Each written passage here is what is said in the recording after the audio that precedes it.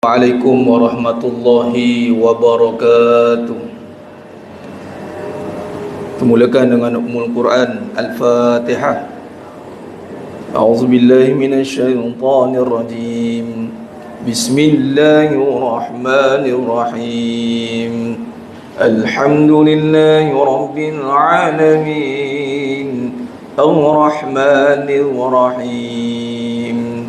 مالك يوم الدين إياك نعبد وإياك نستعين اهدنا الصراط المستقيم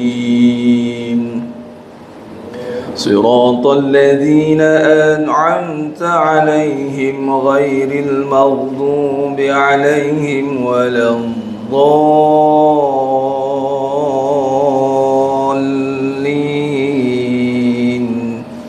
آمين.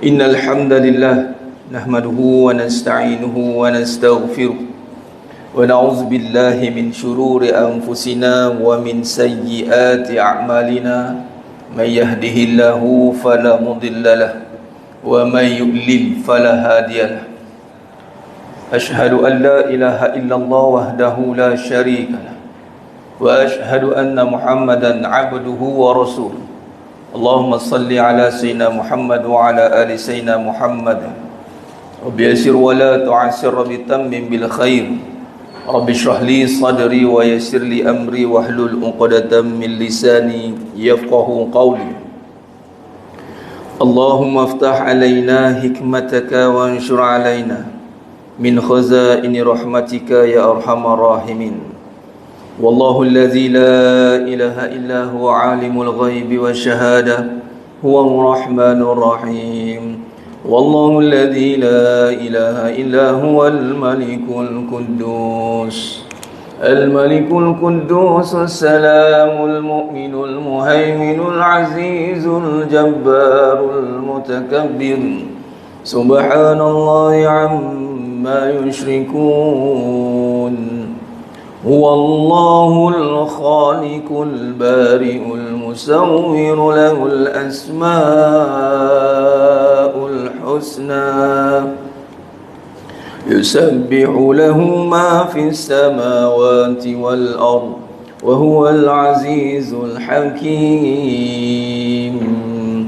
ولا حول ولا قوة إلا بالله العلي العظيم ولا منجا من الله إلا إليه أما بعد أيها المؤمنون اتقوا الله أوصيكم وإياي بتقوى الله فقد فاز المتقون.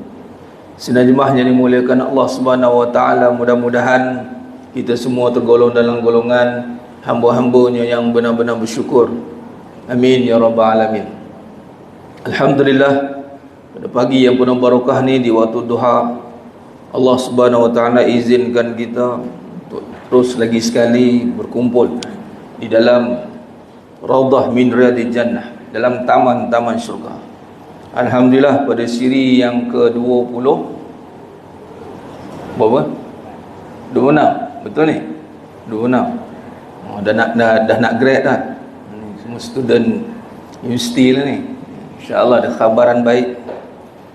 Pada siri yang ke-26 ni dan siri yang kedua di surah perdana, alhamdulillah, kita Allah izin untuk berada di ruang solat utama ni untuk kita mengangkat perbahasan yang mana menjadi usul asas kepada agama dan kehidupan. Agama dan kehidupan. Ini perbahasan usuluddin, asas kepada agama, perbahasan tentang Allah, sifat-sifat Allah. Ini dalam kitab Sifat 20, Sejarah dan Kupasan Pendekatan Akidah, karya Tuan Guru Dr. Nik Muhammad Syukri Nikwan hafizahumullah ta'ala alaih. Mudah-mudahan Allah rahmati beliau, seluruh keturunan beliau, menjaga seluruh keturunannya menjadi saleh dan salihah, ditempatkan di dalam syurga tanpa hisab. Amin ya rabbal alamin. Begitu juga yang menelusuri pengajian ini, Allah menjaga seluruh zuriat keturunan kita. Allah jadikan keturunan kita saleh dan salihah. Allah jaga segala amalan kita. Allah tempatkan kita dalam syurganya tanpa hisab. Amin ya rabbal alamin.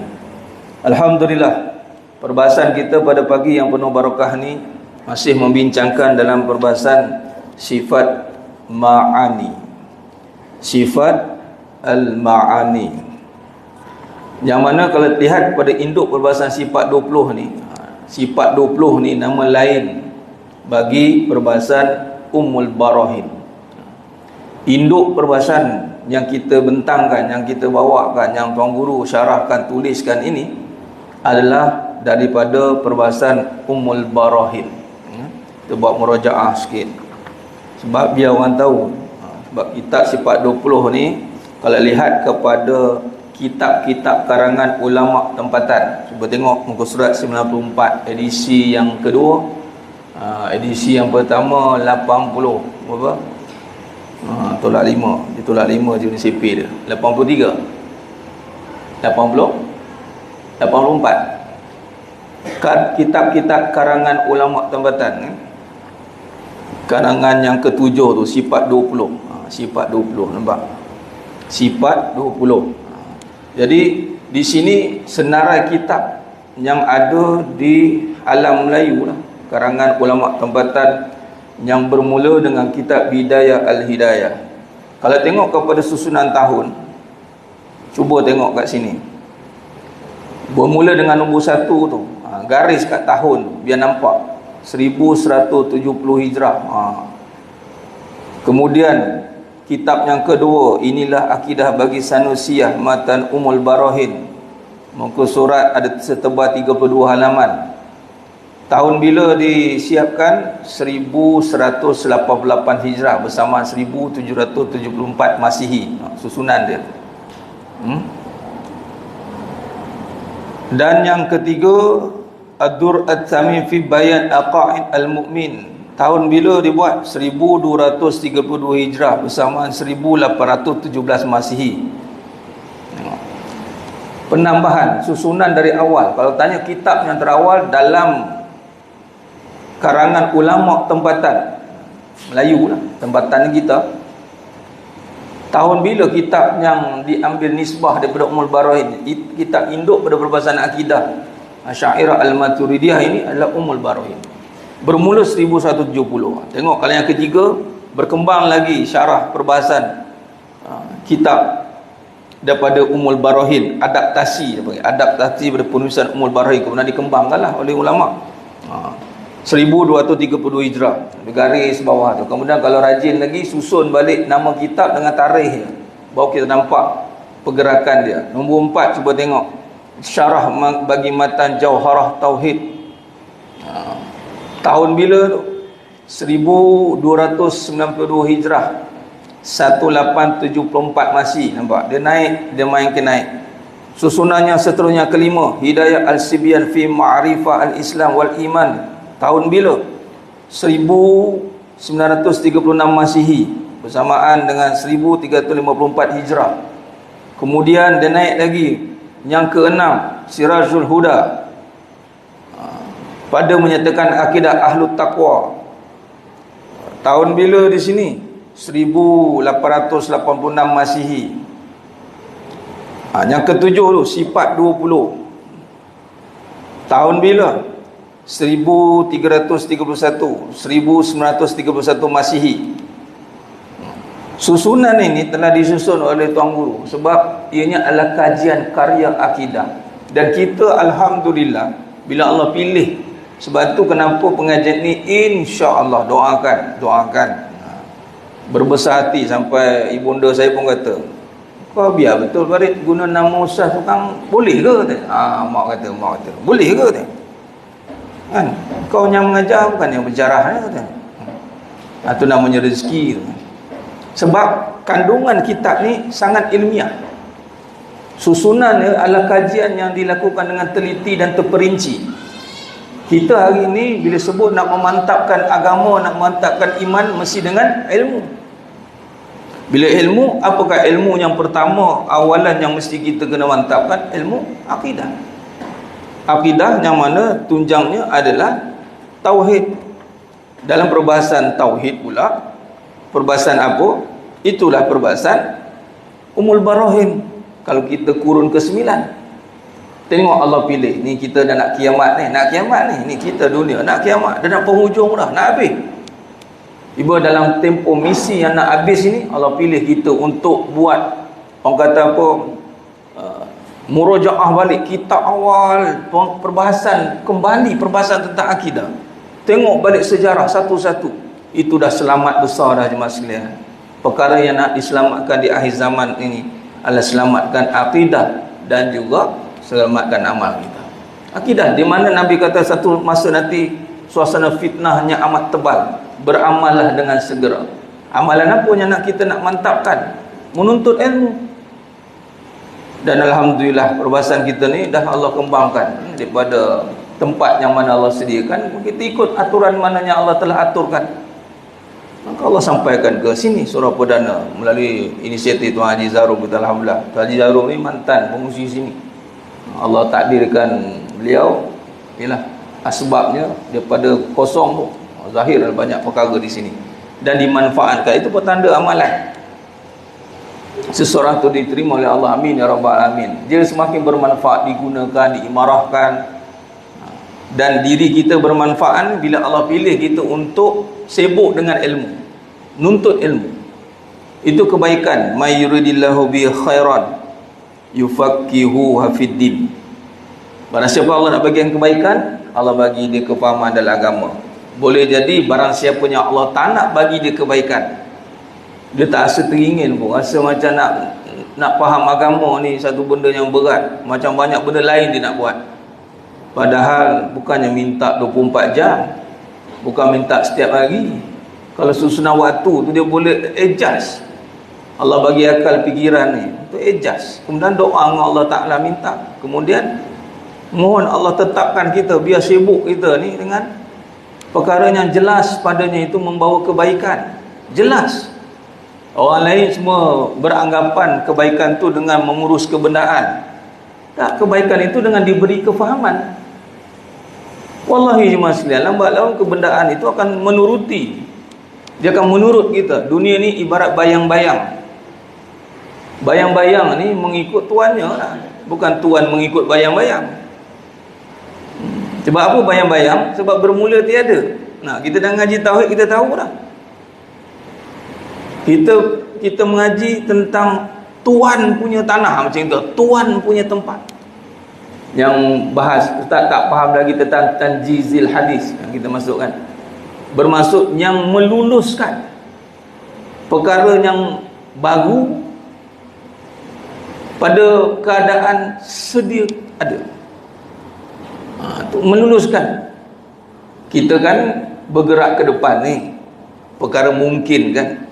Perkara mungkin ni perkaranya boleh ada, boleh tak ada. Menguruskan perkara mungkin itu, nak meluluskan, jadi ke tak jadi ke, itu di dalam pentadbiran Allah SWT. Bila kita faham tentang sifat Allah SWT, sebab tu dalam satu kenyataan saya tulis, mengajilah tentang Allah sehingga kita melihat Allah tidak perlukan kita, dan kita yang perlukan Allah.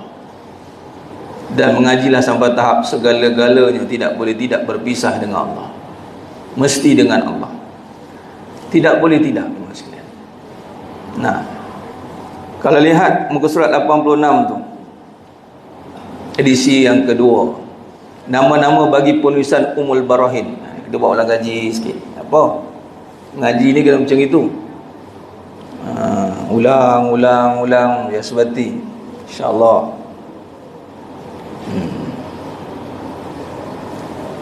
Penulisan Ummul Barahin semata-mata membincang soal kepercayaan dan keyakinan akidah, sudah dikenali dengan pelbagai nama. Sekurang-kurang terdapat 9 nama yang sedia maklum. 9 nama yang dikaji adalah terjemahan daripada Ummul Barahin. Antaranya apa? Sifat 20. Sebab tu tuan guru guna sifat 20. Tidak letakkan pada tu Ummul Barahin, sebab kita syarahkan, kita bawa perbahasan, ada syarah, ada hasyiah, dan perbahasan tuan guru sendiri. Tapi bersandarkan kepada matan asal Ummul Barahin. Ilmu al-tauhid, ilmu usul, atau Usuluddin, ilmu al-aqaid, akidah 50, ilmu al-kalam, ilmu al-jadal, ilmu ilmu ma'rifah, ilmu haqiqah. Tengok haqiqah. Cuba lihat perbahasan tentang hakikat kehidupan. Kita bicara soal tauhid, tapi dalam konteks perspektif kehidupan. Sebab itulah perbahasan hakikat kehidupan ini boleh diselarikan dengan sifat 20. Sebab kita bukan membincangkan kehidupan yang penuh dengan perasaan, kebendaan, tip-tip yang tak masuk akal kadang-kadang, tip-tip untuk mendapatkan dunia dengan macam-macam cara yang kita cek balik benda tu semua tu salah sebenarnya. Bermaksud bila contoh nak dapatkan sekian contoh, ada yang bagi amalan, ada yang bertanya, Ustaz, ada yang syiar amalan nak mendatangkan rezeki. Kita dah belajar ni. Sebab apa? Segalanya itu terduduk dalam kudrah iradah. Amalan itu adalah ta'malun, Allah yang buat. Memang Allah telah takdirkan amalan itu memberi kesan membawa kepada rezeki, tapi bukan amalan itu yang membawa rezeki. Jadi dalam perbahasan hakikat kehidupan, kita telah simpulkan, beramallah dengan yakin, yakinlah dengan Allah, bukan yakin dengan amal. Nampak macam mana pun tak boleh yakin dengan amal? Ialah yakin hanya pada Allah, bukan selain Allah. Ingat, cuba buka murojaah balik, buka awal-awal dalam pendahuluan, cuba buka muka surat 17, dalam edisi yang pertama, muka surat apa pun tak? Apa perbahasan menurut Imam Al-Syafi'i? Ada dalam bab pendahuluan. Menurut Imam Al-Syafi'i, di dalam fi'ul akbar, setiap individu dituntut supaya meyakini Allah SWT. Nampak? Meyakini Allah, bukan yakin dengan selain Allah. Barang yang selain Allah, perkara selain Allah itu makhlukah. Apatah lagi barang dunia, barang mungkinat mungkin, boleh ada boleh tiada. Ini pun salah faham. Kita bila tak yakin letak salah tempat, maka dia kata mustahil lah aku nak senang. Mustahil bukan duduk pada barang benda. Perbincangan mustahil tidak duduk pada benda. Benda perbincangan boleh ada boleh tiada, dipanggil perbincangan mungkin, jaiz, jawaz, perkara yang harus. Ni Allah nak jadikan kita ni sihat sakit, harus. Bila dia sakit nak sihat, kita pun cakap mustahil. Salah perbahasan. Patutnya haruslah. Kalau sakit harus Allah bagi dia sihat. Melalui apa? Melalui syariat amalan. Beramallah, bukan yakin dengan amal. Beramallah dengan yakin bahawasanya amalan itu adalah telah disyariatkan oleh Allah melalui qudrat iradahnya, melalui ilmunya. Ini kita masuk perbahasan ma'ani sifat al-ilm, melalui ilmunya, yang mana dengan ilmunya itu mengetahui Allah Ta'ala akan setiap perkara yang bukan sedia mengetahui, tapi memang Allah bersifat mengetahui. Ini kita syarah kejap lagi. Jadi di sini nak membina yakin. Jadi perbahasan hakikat kehidupan, kalau perhati balik, memang kita nak membina yakin dengan cara macam mana? Kita kena menafikan perbahasan akidah. Cuba tengok lam alif tu, lam nafi. Ialah menafikan. Menafikan keyakinan kita itu tidak diletakkan pada selain Allah, hanya Allah. Kerana padanya ada perbincangan tentang kuasa, kudrah. Makhluk bertenaga, berdaya usaha. Ada kuasa. Kuasa tu adalah pada daya tu. Tapi kuasa pada perbahasan zati, pada hak Allah yang bersifat mengada meniadakan. Usaha kita tak boleh mengada meniadakan. Dia kena faham, usaha kita ni usaha manusia yang hanya berdaya untuk menjalankan segala apa yang telah ditakdirkan. Itulah usaha kita. Bukan suruh tak berusaha, tak boleh lah. Sebab usaha tu memang Allah taklifkan atas manusia. Nak pula manusia yang bagaimana? Manusia yang berakal. Usaha tu pada akal. Kalau tak ada akal, hilanglah usaha dia. Sebab tu untuk beramal tu kena berakal. Kalau dia tak berakal, maka tertanggallah, gugurlah tanggungjawab dia untuk beramal. Sebab dia tak boleh berfikir. Jadi usaha tu juga nisbah kepada berfikir. Berfikir tu bukan berfikir nak menentukan hasil, berfikir nak buat apa. Fikirlah, oh ini hari ada sekian, ada kelas, fikir, oh ada ini, susunlah, susun, ikut mana ada ketika boleh, ada ketika tidak, kan? Berlapang dadalah setiap perjalanan itu. Bukan mesti menjadi begini, mesti menjadi begitu, mesti tidak boleh. Akhirnya yakin kita hanya pada Allah. Ini kita nak. Di sini ada perbahasan, bukan sekadar lafaz kita kena yakin dengan Allah, yakin dengan Allah. Bagaimana sebut dengan yakin dengan Allah? Inilah kalam Al-Imam Syafi'i rahimahullah ta'ala dalam Fiqhul Akbar. Bolehlah keluarkan kata-kata ni yang saya buat murajaah ni. Ini kan dapat sijil ni mas kan, semua kan logo usas ni. Yang jawab bazar. Tapi rezeki saya pun terkejut. Wallahi saya tak minta. Yang peringkat pertama pun tiba-tiba hari Jumaat juga tuan guru kata saya berhasrat nak bagi sijil. Sebab tuan guru lah mengajar, bukan saya patutnya. Tapi secara tidak langsung beliau memperhati, beliau detail. Dia antara guru yang sangat detail. Detail yang sampai tahap dia tak kira siapa. Dia tak kira siapa, lambat ke apa ke, duduk luar terus. Duduk luar terus. Kita pulas motor tu, tayar belakang potong tayar depan. Nak letang kelas dia. Ini ramai okey ni. Kelas saya dengan beliau, tak aku kau, tak kau aku. Dia cakap apa? Dia masuk duduk nyanda. Nak suruh explain ni, setiap satu ulama beliau boleh syarahkan detail. Dia tengok tahun dia. Nak tengok kitab tu matang macam mana, tengok tahun diterbit, disyarah, ditulis, dan tahun lahir ulama tersebut. Tu kaedah karya yang detail. Tapi bila begitu dia perhati, beliau sendiri perhati. Saya tak expect beliau akan tengok. Sebab tu kelas ni diperhatikan oleh beliau, bukan kata syok sendiri. Beliau perhatikan word by word. Tengok saya, bukan word by word dia, komen pun dia tengok. Hati-hati komen, main-main. Komen pun dia kata tengok. Saya tengok komen juga. Allah tu, komen pun tengok. Bila fikir balik, logik lah. Sebab apa? Sebab orang suka membaca kan. Menulis karya ni memang menulis. Takat membaca ni scroll macam itu dia boleh detect lah. Jam saya kena buat khulasah pengajian ni daripada kitab Fiqhul Akbar, Akidah Tahawiyah, buat pembahasan tentang semua pembahasan pada SEM 1 tu pengajian. Ada 12 page depan belakang, kertas kajang tu penuh, tulis by hand. Dia nak by hand, by hand. Dia tak nak type kan tahu, copy paste. Dia nak by hand, dia tulis word by word. Oh, memang krem lah, krem tangan. Tapi itulah, alhamdulillah. Dan baru ni beliau kata, saya baru bercakap dengan TNCA, Timbalan Anak Chancellor Akademik, supaya perbahasan ni dimasukkan sebagai salah satu sijil yang dikeluarkan oleh USAS. Saya cakap ini sudah bagus, alhamdulillah.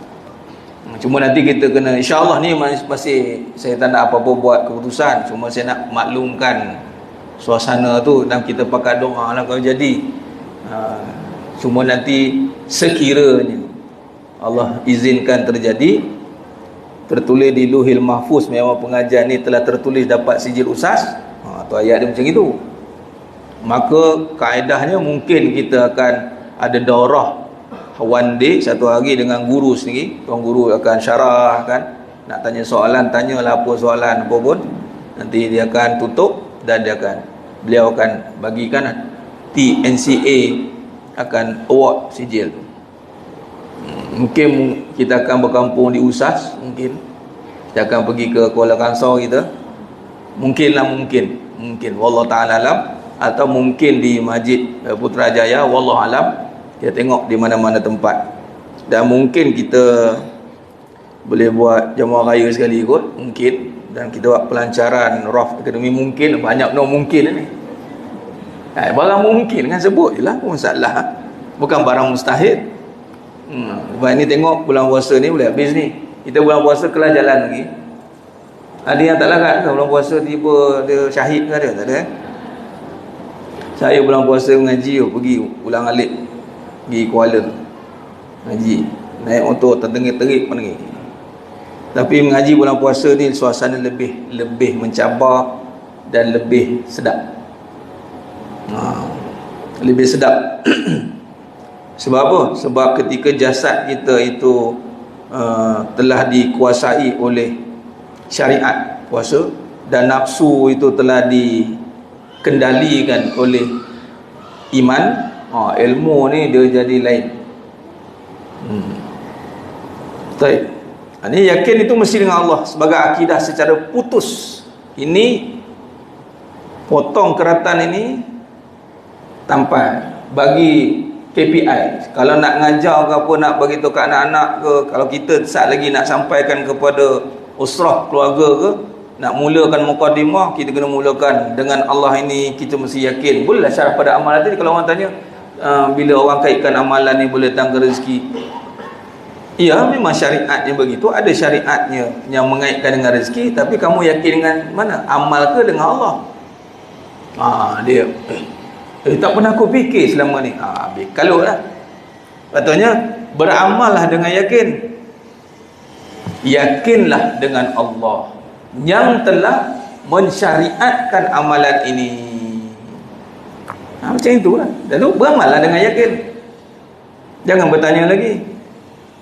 Dan janganlah pula bila beramal dengan yakin, ketika beramal memikirkan benda. Salahlah pula. Beramal memikir benda, salahlah. Beramal itu adalah untuk dapat redha Allah. Sebab daripada amal itu diterima, maka fadilat pun, gaji ganjaran itu dapatlah. Bukan kata dunia, syurga Allah bagi.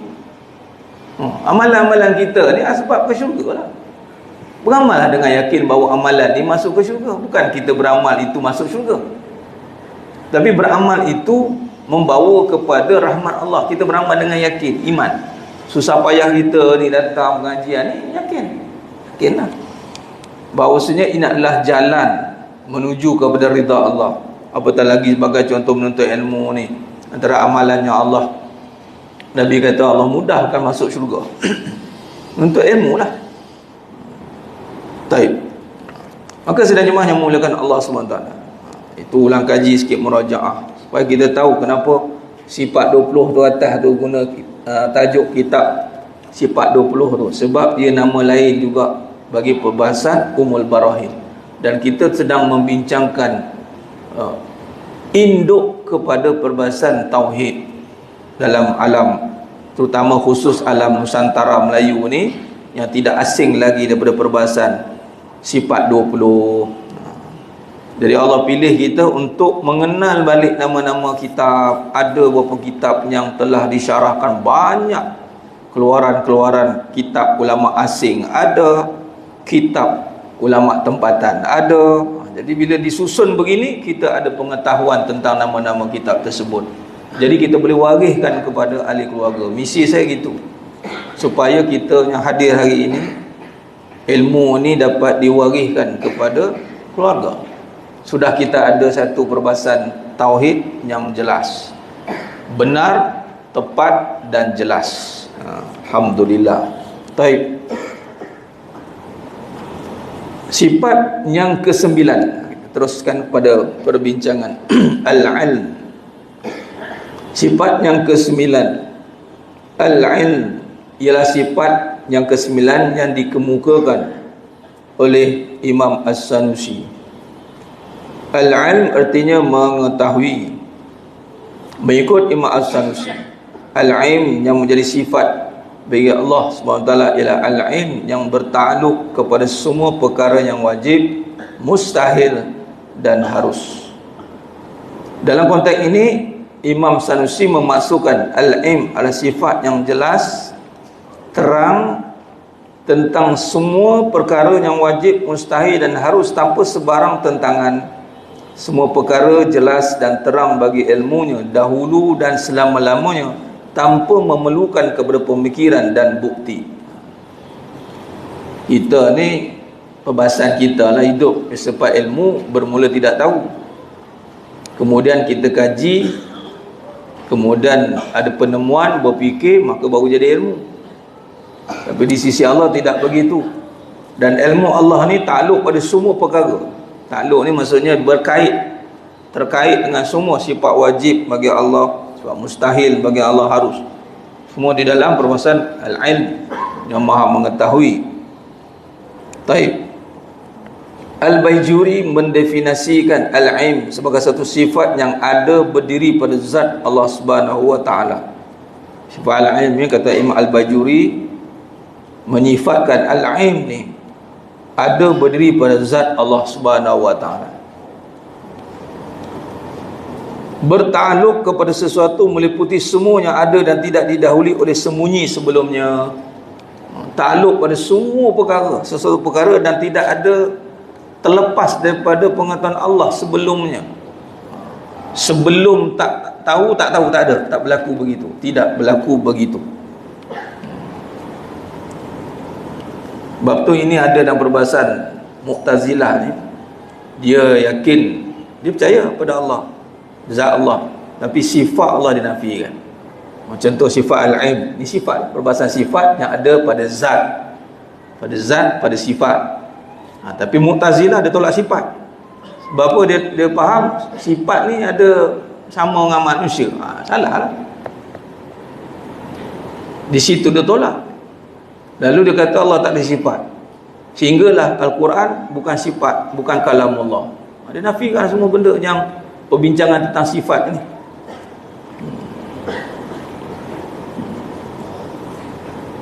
Walhal perbahasannya ada pada contoh al-ilm yang maha mengetahui, ya alim, asmaul husna kan, yang maha mengetahui. Itu berdiri pada zatnya, pada zat nama Allah, Ismul Azam, perbahasan pada al-wujud zat dia. Maka pada zat itu ada perbincangan pada sifat itu.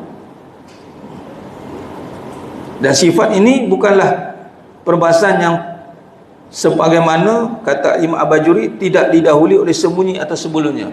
Sifat ni bukannya baru ada ataupun mau terjemahkan sebelum ni tak tahu dah. Sifat Allah itu sedia ada, berdiri pada zat. Baik. Berkata Imam Al-Fadhali, berpendapat bahawa ta'aluk pada sifat al-ilm ialah ta'aluk secara tanjizi qadim. Di sini kita garis bawah, sebab nak memahamkan, sebab ada yang mungkin tak boleh nak digest ataupun nak menghayati apa beza ta'aluk secara tanjizil qadim bukan secara ta'aluk suluhi. Cara dia, pertama kita baca dulu apa yang dimasukkan, dengan maksud bahawa tengok, Allah bersedia untuk mengetahui. Dia merujuk pada apa ni? Kalau ta'aluk suluhi ni, suluhi ni bermaksud Allah bersedia untuk mengetahui. Disyarah di bawah tu, hal ini kerana keadaan sedemikian Allah bersedia mengetahui, itu memberitahu bahawa Imam Al-Fadhali mengatakan kenapa tak boleh letak pada ta'aluk suluhi. Perbincangan sifat ni ada ta'aluk ni, maksudnya dia terkait, dia kaedah terjemahan sifat tu. Apa kalau bahasa mudah kita kata kerja je, af'al dia, contoh kan. Di sini Al-Imam Fadhali kata bukan ta'aluk suluhi. Kerana apa? Ta'aluk suluhi ini Allah bersedia untuk mengetahui. Hal ini kerana keadaan sedemikian akan menyebabkan tidak diketahui dengan sebenar-benarnya, sedangkan tidak diketahui dengan sebenar-benar adalah jahil Maha Suci Allah daripada sifat itu. Contoh, kalau lihat kepada muka surat nota hujung 163, nota hujung, ini kata cara buka nota hujung 163, edisi yang kedua, edisi yang pertama, buka nota hujung. Cuba tengok nombor 11, 13, nombor 10. Tengok nombor 10. Cara dia nak, kalau nak riwayat murajaah, tengok, buka dekat muka surat 151 dulu. Tengok dekat balik Al-Fadali di dalam Kifayah Al-Awam fi Ilm Al-Kalam. Nampak ni, saya ni merujuk pada edisi kedua nanti yang mana pertama terus rujuk Al-Fadali. Jumpa edisi pertama, jumpa okey, tak jumpa bentuk yang ada edisi kedua. Cuba tengok di situ Al-Fadali ta'alluq qudrah dengan ta'alluq suluhi. Dia ambil ta'alluq suluhi qadim ke, tapi dia ambil ta'alluq suluhi qadim nombor 10. Okey, ta'alluq suluhi qadim nombor 10. Cuba tengok nombor 10 nota hujung. Kebolehan sifat Allah sejak azali untuk menjadikan sesuatu. Kebolehan sifat Allah sejak azali untuk menjadikan sesuatu. Dan bila sebut tentang perbahasan tadi, yakni kenapa tidak dikaitkan dengan suluhi, ta'alluq suluhi qadim, yakni sedia mengetahui. Memang dari sudutnya sejak azali Allah menjadikan sesuatu, tapi sedia mengetahui. Di sini Imam Fadali menerjemahkan Allah bersedia mengetahui seakan begini. Okey, baik, contoh. Okey, saya sedia nak tahu. Mana di situ kita tak sebenar-benar tahu. Bila bersedia nak tahu, bermaksud ada ilmu yang kita tak tahu. Betul tak? Allah bukan bersifat begitu. Sebab tu Imam Fadli kata, Maha Suci Allah jauh daripada sifat itu. Sebab tu suluhi qadim. Qadim ni daripada azali satu, kemudian bila sebut suluhi qadim, sedia untuk mengetahui. Itu dia maksud ta'alluq suluhi dengan maksud Allah bersedia untuk mengetahui. Itu maksud ta'alluq suluhi. Bila bersedia mengetahui, bersalahan. Allah bukan bersifat begitu. Maha suci Allah daripada sifat itu. Maka dikaitkan dengan tanjizi qadim. Kalau tanjizi qadim melihat kepada nombor 13. Nombor 11 tu tanjizi hadis. Nombor 13 tanjizi qadim. Ini rujuk balik kepada nota hujung. Tanjizi qadim nombor 13. Tengok. Di sini bila takluk kepada sifat ilmu Allah ni, terus meluluskan ataupun melaksanakan semenjak sedia kala. Tidak perlu ada bersedia mengetahui, tidak. Sifat ilmu Allah Ta'ala ni terus buat. Sedia kala dah macam itu. Meluluskan atau tidak. Itu suluhil tanjiz qadim. Tanjiz ini meluluskan, melaksanakan.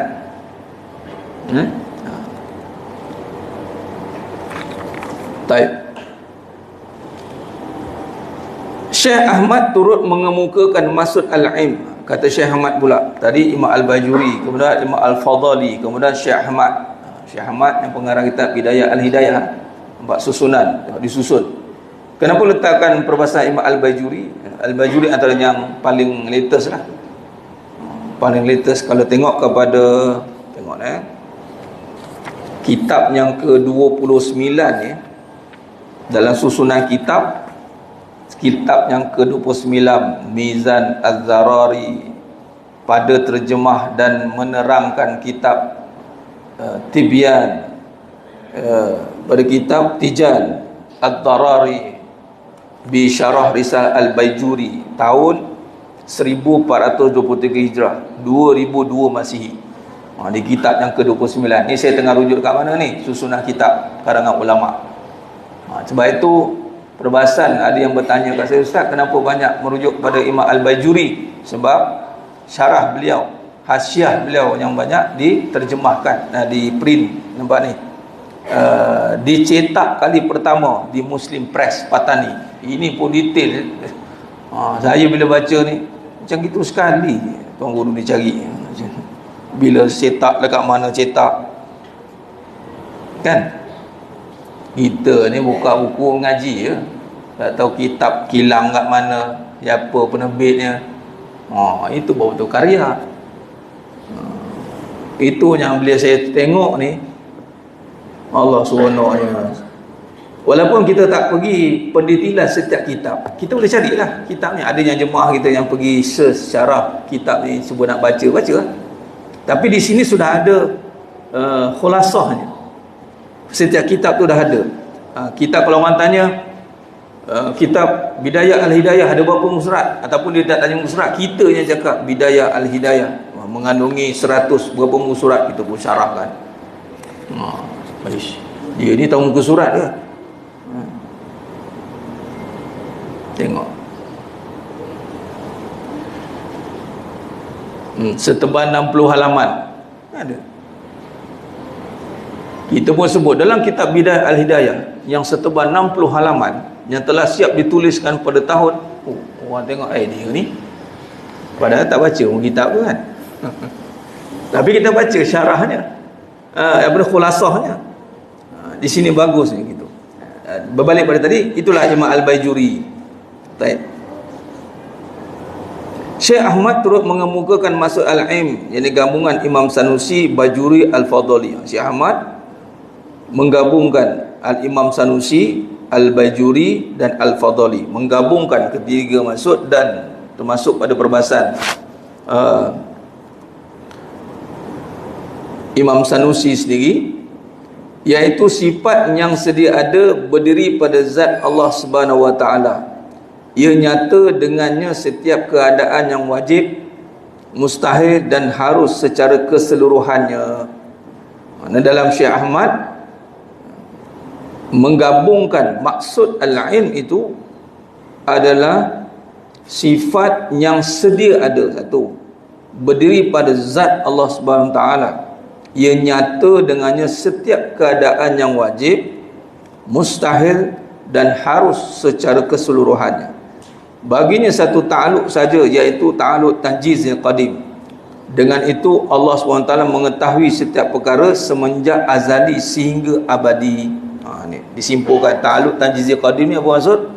Ta'aluk satu je pada sifat al-ilm, iaitu ta'aluk tanjizil qadim. Dengan itu Allah mengetahui setiap perkara semenjak azali sehingga abadi.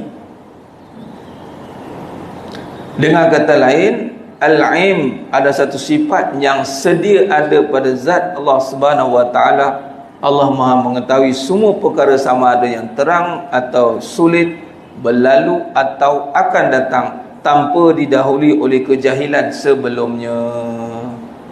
Okey. Macam mana cara nak beriman dengan sifat Allah Maha mengetahui ini?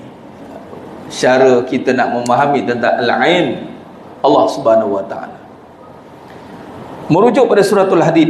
Suratul Hadid ayat 22 kan, yang ma asabakum musibah. Cuba tengok siapa boleh rujuk surat Al-Hadid, berujuk.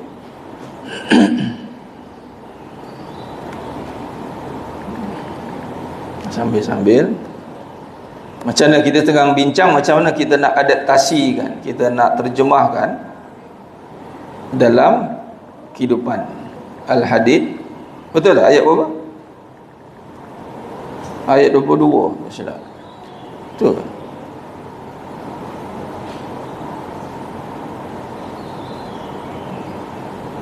Ada? Ma asabakum musibah. Jumpa ayat 22. Ayat 22 ada, jumpa. Apa kata Allah dalam ayat? Cuba. Yang lelaki ada yang jumpa? Syamil ada? Jumpa? Ada? Slow internet sini. Saya nak baca kan, saya pun tak boleh nak search. Ada yang jumpa? Yang jumpa baca, nak dengar terjemahan dia. Yang lelaki, Rijal.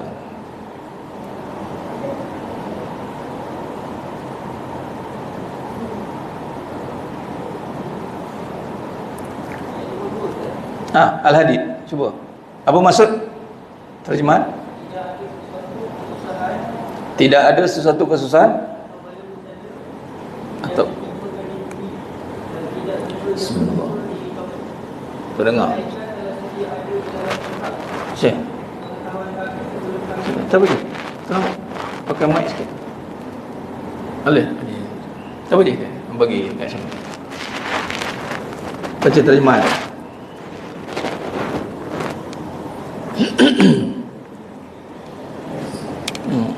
Tidak ada sesuatu kesusahan atau bala bencana yang ditimpakan di bumi, dan tidak juga yang menimpa diri kamu, melainkan telah sedia ada di dalam kitab pengetahuan kami sebelum kami menjadikannya.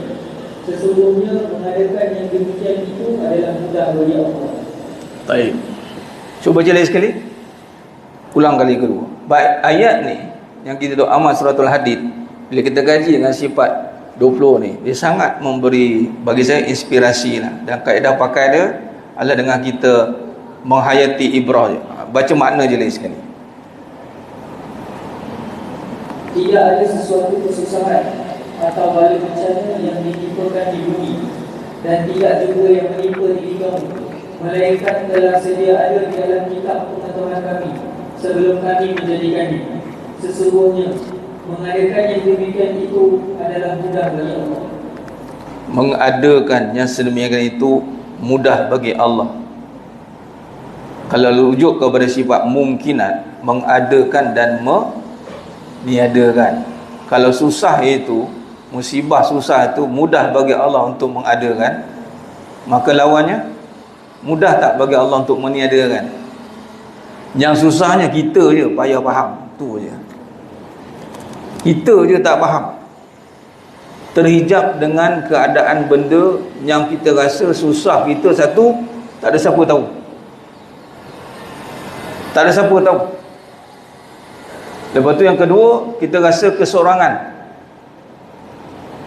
Yang ketiga, habis lagu, mustahil lah, dah salah, bertimpa-timpa salah tu.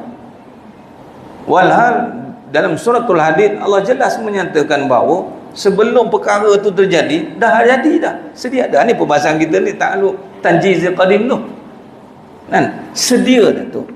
Setiap perkara semenjak azali. Oh, susah kita ni, hari ni, saat ni, susah kita ni, Allah tahu dah, tahu dah. Allah lega, ya Allah tahu. Kita risau, kita risau bila siapa? Contoh, kita jumpa orang ni penyelesaian pada masalah. Bila dia tahu kita ada masalah, kita jumpa dia, bahasa mudah gini lah, saya tengah cari ayat mudah sikit. Okey, ayat dia macam ni. Kita sakit, tak sempat cakap dah, saya tahu dah. Doktor, saya tahu, tak apa. Tarikh awak datang ni, saya tahu awak sakit, saya tahu, relax. Tahu dah. Daripada start kat rumah ni, saya tahu awak sakit dah. Awak datang tengok muka, tahu dah awak sakit dah. Nak cakap dah, doktor pun cakap, diam. Bila cari saya ni sakit doktor, kita pun Allah lega, tak payah cerita lah, lega. Doktor tahu, saya tahu, tak apa. Mana yang kita tahu? Kalau datang-datang tu, lah ya ke? Ni sakit apa ni? Saya pun tak tahu ada penyakit ni. Nanti saya research dulu ya. Tengok. Dan research kawan tu menungging dah sakit. Terguling-guling kawan tu. Bila kita ada masalah kita itu diciptakan oleh Allah. Dan mudah bagi Allah menciptakan, mudah bagi Allah untuk meniadakan. Tugas kita yakin dengan Allah. Di situlah Allah nak uji kita sabar ke tidak, marah ke tidak, melantun ke tidak, melalut ke tidak. Macam-macam perkataan keluar kan. Habis Ustaz, dok yakin tak ada buat apa-apa ke? Dia tak faham lagi tu. Yakin bukan perbincangan tentang perbuatan yang kata tak buat apa-apa. Yakin adalah memahami sifatnya dan memahami tentang takluk ataupun apa yang kita boleh faham tentang daripada sifat itu, terjemahannya macam mana. Allah Maha mengetahui. Maha mengetahuinya Allah SWT itu sedia tahu dah. Sedianya ini semenjak azali, semenjak daripada kata tempatnya semenjak azali.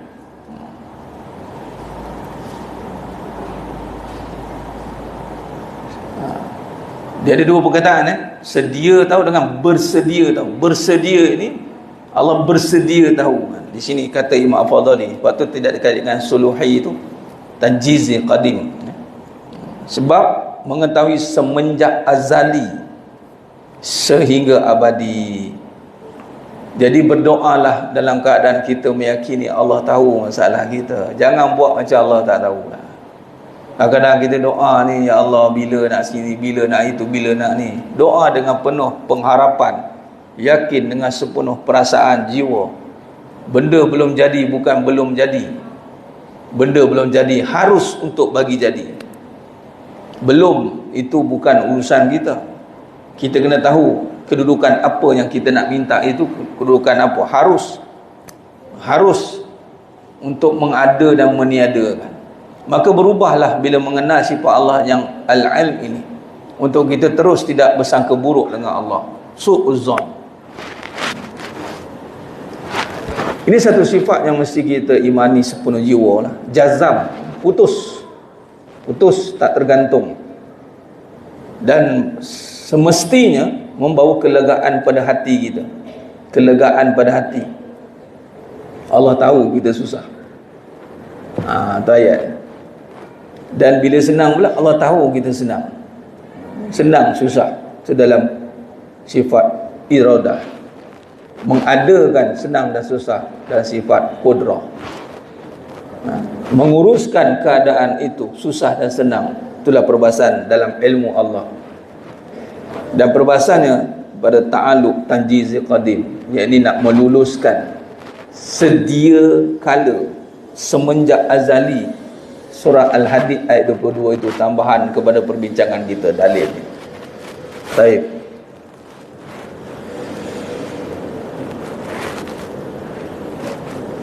Kalau nak disyarahkan tentang al-ilm ini, memang al-ilmi sifat yang, sebab itu bila sebut tentang mengetahui ini, antara perkara yang zahir pada sifat mengetahui pada diri kita adalah tadi bermula mukadimah kita tadi, may yuridillahu bi khairan yufaqihu hafiddin. Allah nak bagi kita faham. Tiada salahnya pada ketentuan Allah itu, tiada salahnya pada takdir Allah itu. Yang salahnya kita yang memahami salah tentang ketentuan Allah. Kita yang salah faham tentang takdir Allah. Kita yang salah faham tentang ketentuan Allah. Bila salah faham berlaku pada kita ini, apa yang berlaku?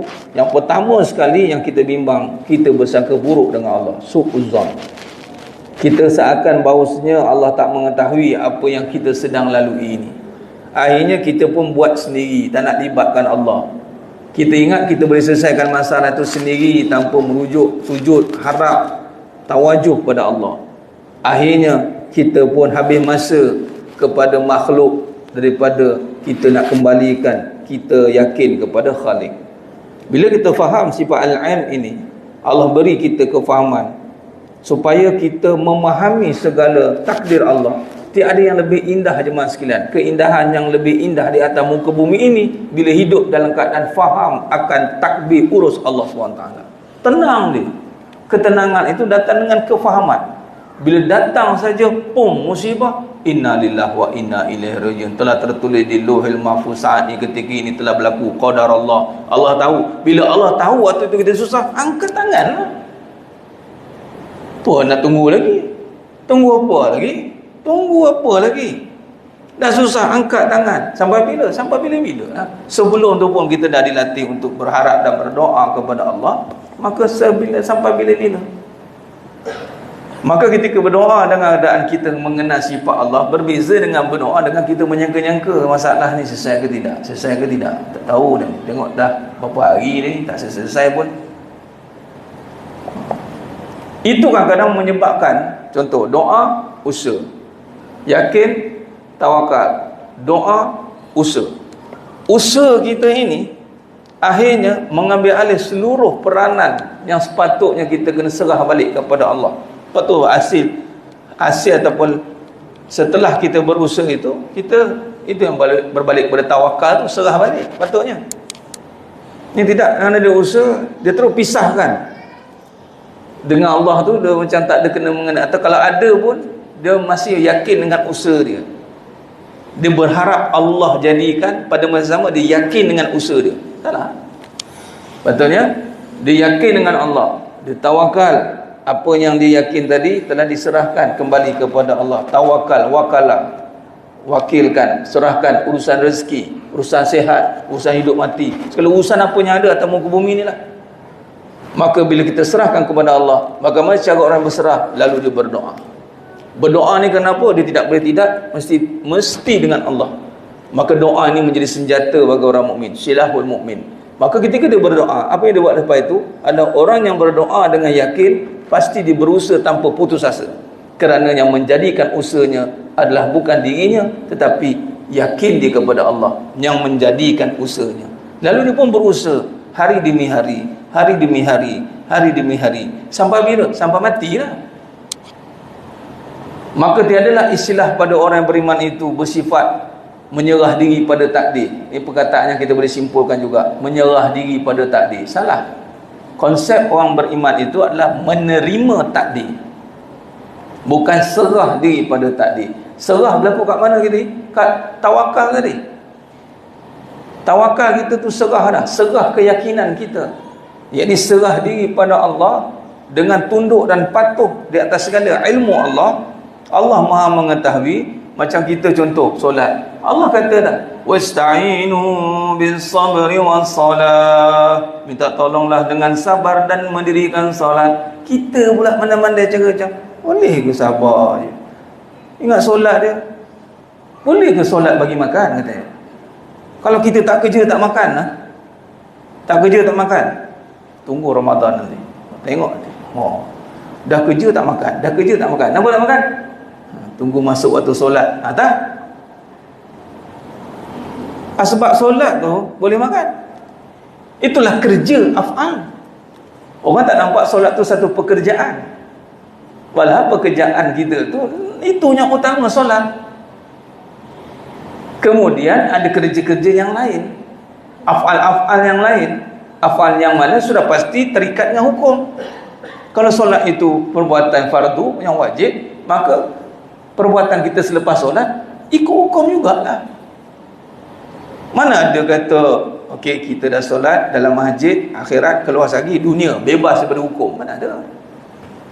Kita keluar lagi terikat juga dengan hukum haramnya, halalnya, harusnya, sunatnya, wajibnya, terikat. Seharian kita mengikat kita semua dengan syariat hukum hakam yang 5. Nah, di situ bila Allah kata dalam Quran kalamullah, Allah suruh sabar. Sabar ni apa? Ni, sabar ni kita menuntut ilmu ni. Itulah sabar. Jadi mengenal aku. Bisabri, sabar tu sifat Allah. Asmaul Husna yang ke-99. Tak, sambil kita macam ni, kita belajar, terbuka faham, terbuka hati. Lepas ni mesti berubah cara buat. Mesti berubah. Dah tak kalut, cakap pun dah kena berhati-hati. Dia tak ada cakap bukan-bukan. Lepas tu yang paling penting syariat terjaga. Dia dah faham dah ilmu Allah. Semua selesai ni bukan ilmu aku. Aku tak ada ilmu untuk menyelesaikan, melainkan Allah yang Maha mengetahui dan sedia semenjak azali Allah tahu dah. Maka aku kena ikut apa yang Allah suruh. Macam kita lah kalau suruh anak kita kan, kita tahu apa yang kita suruh tu. Anak kita pula bagi suggestion macam-macam. Padahal yang buat tu kita yang buat. Dan kita suruh anak kita buat on behalf kita sebagai contoh. Kalau anak kita ikut apa kita suruh, sesatlah perbuatan tu. Ni tak, kona sana, kona sini. Dia lagi-lagi dia habis. Nah, begitu. Jadi di sinilah cara kita nak terjemahkan al-ilm. Berbalik tadi tentang surah Al-Hadid ayat 22. Jangan pernah rasa Allah tak tahu. Dan macam mana pun kadang susah kita, tenanglah sebab Allah tahu. Dan ayat itu mengatakan mudah bagi Allah untuk mengadakan, dan lawannya mudah bagi Allah untuk meniadakan. Kita dah bincang tentang sifat Al-Qadim, Qidam, dan qiyamu ta'ala binafsi. Khidam itu sedia ada. Bila sedia ada ni untuk mengadakan perkara baru ni, mudah bagi Allah. Benda baru. Takrif kepada perkara itu kalau kita lihat macam mana Allah dalam Quran surah Al-Hadid ayat 22, Allah kata mudah bagi Allah untuk mengadakan, sebab Allah bersifat maha ada. Kalau kita pergi kilang, raw material semua tu dah ready ada. Pergi kilang OEM campur 2, campur 1, campur 3, keluar tempek dari stiker, siap. Campur 2, campur 1, campur 10, stiker. Campur tu campur-campur, air batu campur. Jangan cakap perangai tak apa-apa, campur-campur. Contoh. Nak cakap nak macam mana? Nak macam mana? Even kalau kita pun founder kepada formula tu pun, selepas tu nak buat apa pun senang. Yang susah nak adakan paste tu kan. Tu je. Nah, maka di situ kita faham Allah bersifat maha ada. Mudah bagi Allah untuk mengadakan apa yang kita hajati. Tapi apa yang kita hajati itu harus bagi Allah untuk mengadakan. Bukan mustahil. Mustahil perbahasan lain. Jadi timbulkan kata kunci garis betul-betul kat situ. Oh, dunia ni barang harus ada. Baik. Kita sambung sikit lagi dalam perbahasan seterusnya, al-hayah. Baik. Al-hayah ialah sifat ke-10 yang dikemukakan oleh Imam Sanusi. Al-hayah artinya hidup. At-Tahawi menyebut sebagai hayyun la yamut, hidup yang tidak mati.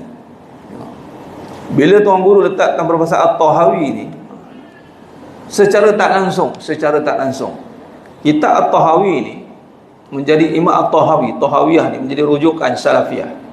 Golongan-golongan yang menidakkan perbahasan sifat 20 ni. Kita Imam At-Tahawi juga menyetujui perbahasan al-hayah, ada sifat perbahasan al-hayah. Hayyun la yamut, hidup yang tidak mati. Mengikut Imam As-Sanusi, al-hayah ialah satu sifat yang membenarkan bagi yang bersama dengannya seperti bersifat dengan sifat al-idrak, mendapat, seperti al-aim, as-sama', al-basar. Demikianlah adanya sifat al-hayah sebagai syarat adanya sifat-sifat al-ma'ani yang lain. Ialah sifat al-hayah kan. Contoh hari ini jemaah sekalian, cuba kita lihat. Kita bersifat apa? Hidup atau mati? Matilah. Sifat hidup artinya hidup. Sifat Allah. Sebab itu dalam perbahasan hakikat kehidupan, hidup tu bukan nisbah pada kita. Di situ saja nampak sepatutnya kan. Dah dia buat macam dia punya kan apa?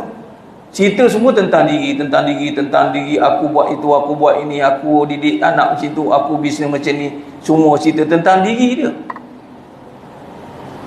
Nabi SAW apabila Allah Ta'ala takdirkan menjadi Nabi dan Rasul kan? Walaupun Nabi itu pengalaman hidupnya lebih dahsyat daripada kita, sampai tahap pemikir-pemikir ni dalam bidang psikologi dia kaji tentang Nabi ni, dia pergi satu level adversity quotient, AQ. Maknanya Nabi SAW ni empati dia sangat tinggi. Perjalanan daripada kecil sampai umur Nabi 25, sampai Nabi 40, perjalanan penuh liku. Kita kalaulah hidup kita, kalau ni laukana diperjalankan dengan berjaya, siap ni keluar biografi diri, keluar siap. Liku-liku kehidupan, jatuh bangun kehidupan. Cerita pasal diri pula tu, bukan cerita pasal yang menjadikan dia. Pada peringkat awal susahnya saya begini, susahnya begitu, saya membesarkan anak-anak bersendirian dengan ibu cukatil. Contoh kan, saya membesarkan, membuatkan, saya tu saya ni, semua cerita. Kemudian saya membina perniagaan saya, begitu saya ni, saya ni. Let's crazy kan? Yang hidup siapa? Yang hidup siapa? Macam mana yang mati boleh bercakap? Lepas tu Nabi SAW ketika membawa kepada wahyu, datang wahyu, Nabi SAW ada cerita tentang jatuh bangun kehidupan Nabi dulu. Malah Nabi very excellent. Umur 40 tahun Nabi dah maksimum dah. Umur 25 tahun Nabi dah champion dah. Turun wahyu cakap pasal illa wahyu yuha. Kerana kalau kita kaji, kerana kita bermula mati, yang hidup ini dihidupkan. Maka kita bukan nak berbicara soal apa yang kita ada, malah kita nak meneruskan apa yang diadakan Allah dengan segala tuntutannya, dengan segala taklif tanggungjawabnya.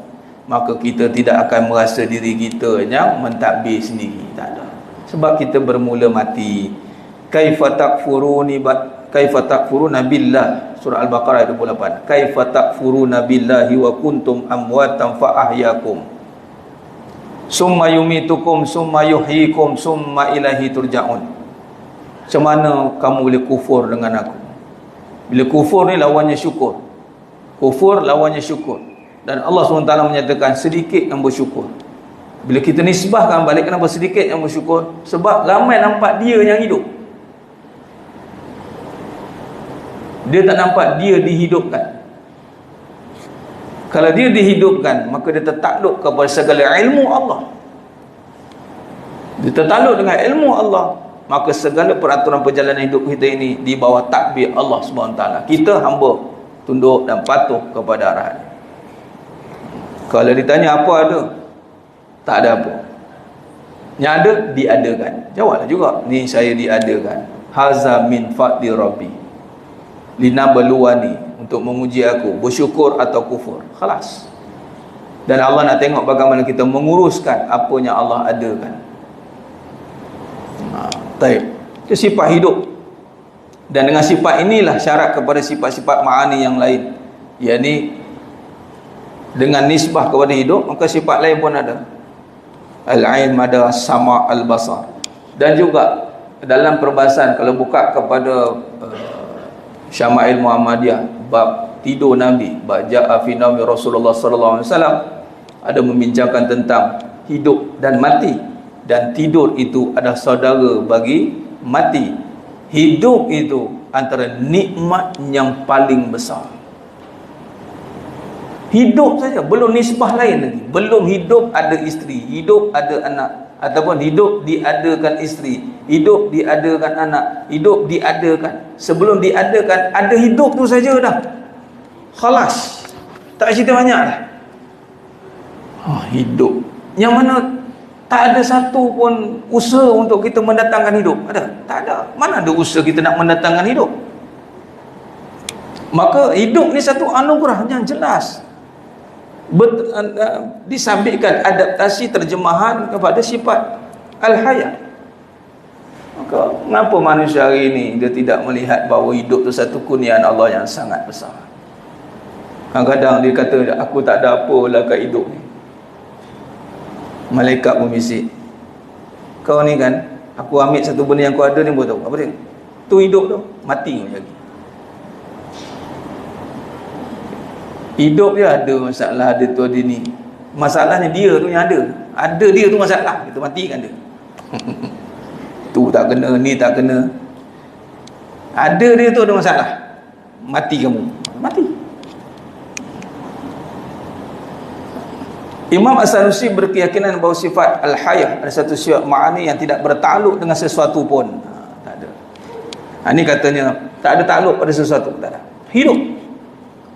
Bersifat hidup tu sendiri telah membahaskan banyak perkara. Jadi tak ada perbahasan yang nak hidup ini takluknya apa, tak ada. Sebab hidup tu sendiri membahaskan perkara yang tidak menuntut pada yang melebihi, kerana zat sifat pada hidup itu sudah membincangkan perbincangan yang sendiri.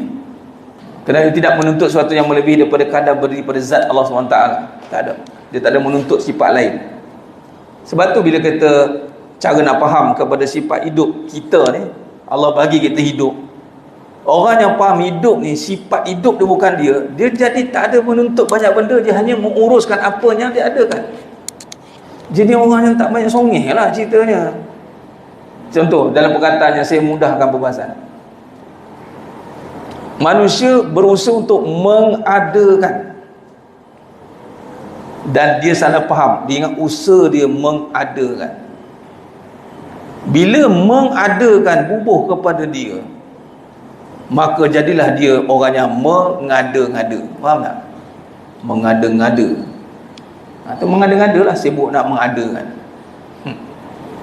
Tapi kalau dia itu takluk kepada sifat, dia lihat kepada sifat hidup itu, bersandar kepada Allah Ta'ala yang mengadakan, maka dia tak mengada-ngada, dia accept, dia terima takdir, lalu dia berserah diri pada Allah. Terima ni bermaksud bukan membawa pada habis itu biar je apa berlaku, mana dia tak faham. Bermaksud sekiranya Allah menjadikan dia hidup dalam keadaan takdirnya susah, dia terima dululah, sebab dia tak tahu ke depan tu ilmunya apa. Maka dia tidak adalah mengada-ngada, cuba mengada-adakan yang lain, sehingga dia melihat hidup tu sifat dia, walau hidup tu merujuk kepada Allah yang maha menghidupkan dia, lalu dia dihidupkan dalam keadaan yang telah ditakdirkan begini, maka dia menerima keadaan hidupnya, itu dipanggil menerima takdir. Lalu dia pun berusaha mengikut kadar yang telah ditentukan. Dia tak adalah beria-ia, mengada-ngada. Tapi ada orang juga, ada ramai, dilihat sebab apa? Sebab dia nampak hidup tu dia. Kita nampak perbincangan, nampak macam kalau macam tu Ustaz, hidup kita jadi susah macam itu, tak ada membangun. Kita sangka macam tu, itu kita salah faham pada takdir. Walhal bila kita faham tentang sifat hidup ni, bersandar kepada Allah sifat dia, kita hanya menuruti dan melaksanakan apa yang telah dikadarkan, sebenarnya hidup kita ni akan berkembang. Sebab dia membangun bersama dengan yang hak.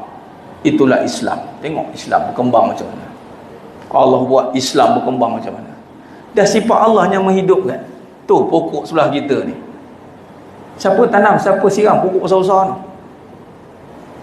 Kita pokok depan rumah mati.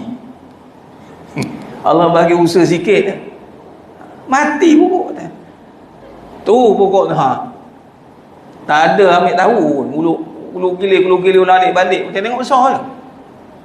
Apa saja yang dihidupkan oleh Allah SWT dengan sifatnya yang maha hidup, cuba tengok pentadbirannya macam mana.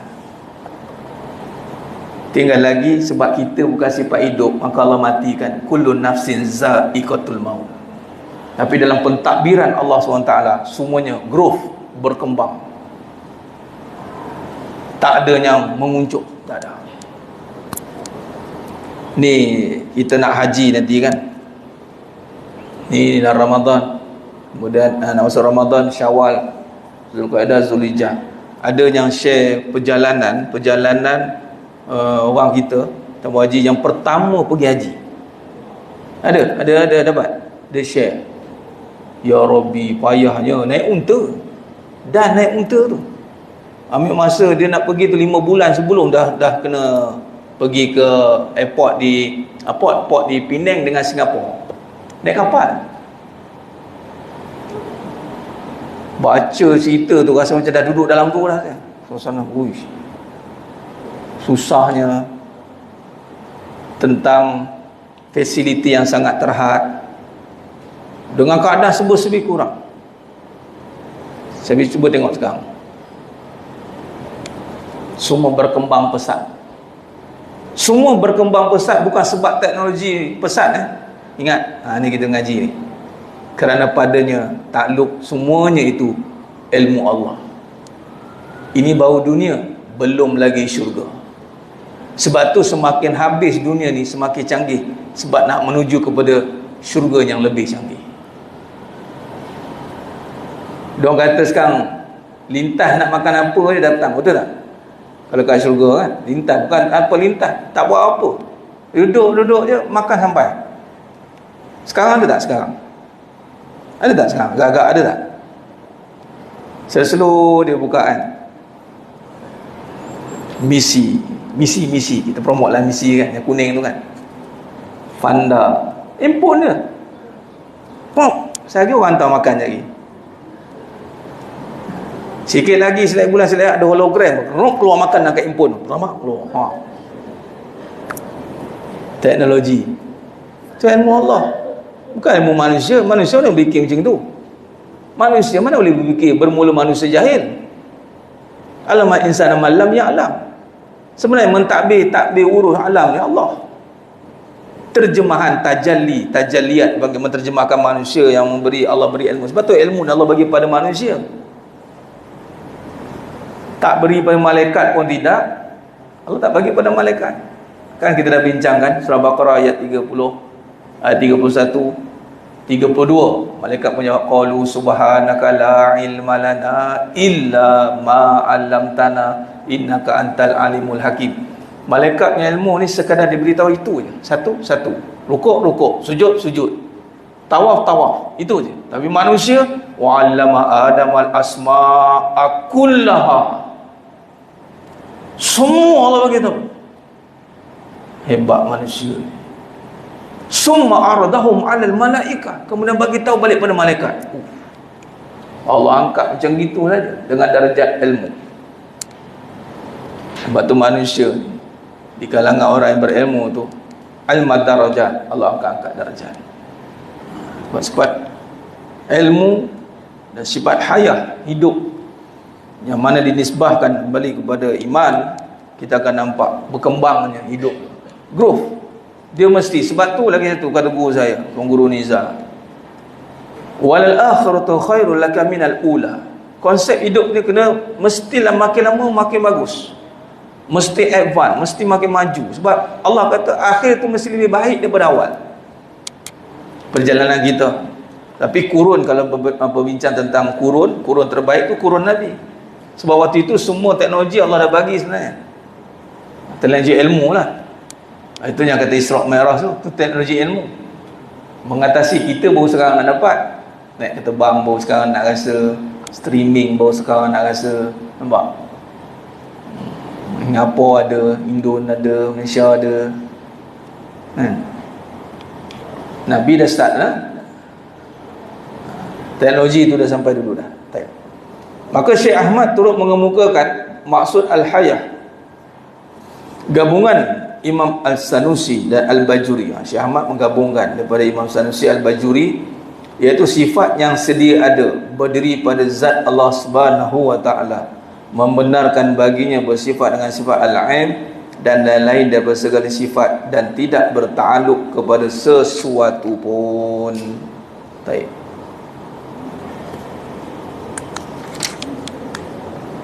Okay.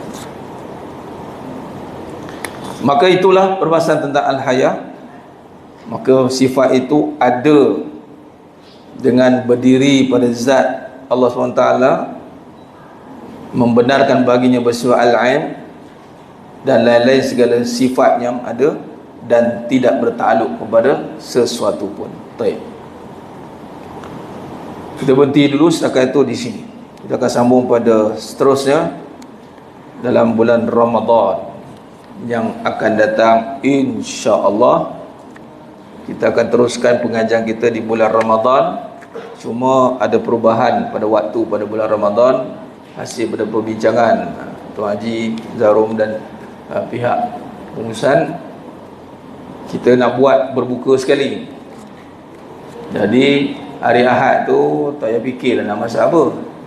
Fikir je nak bawa apa. Oh, tak masak apa dia dah tak fikirlah. Fikirlah nak bawa apa.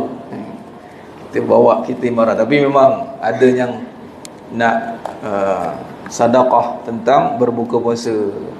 Jadi insya-Allah kita mungkin akan bermula lepas asar macam itu, dan bawa ke berbuka insya-Allah. Hari masih sama, hari Ahad.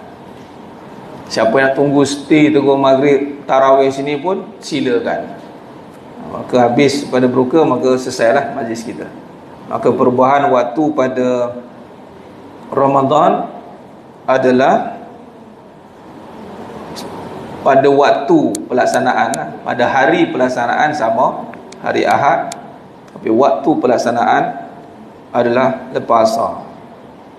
Lepas asar insya-Allah, apa-apa pun sebarang perubahan saya akan maklumkan kemudian. Hari masih kita tetapkan, insya-Allah. Wallahu ta'ala alam. Sebelum tutup dengan munajat umat, ada soalan berkenaan perbincangan.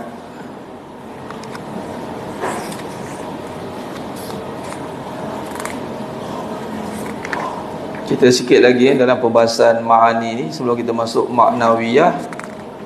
habis, kemudian kita akan masuk kepada bahagian yang mustahil bagi zat Allah SWT. Kemudian muka surat habis dah, sikit lagi insya-Allah. Ya saya. Siap.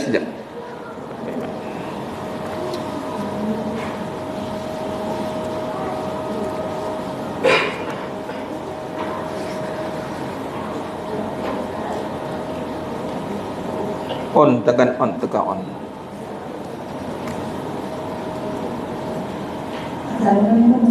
Assalamualaikum.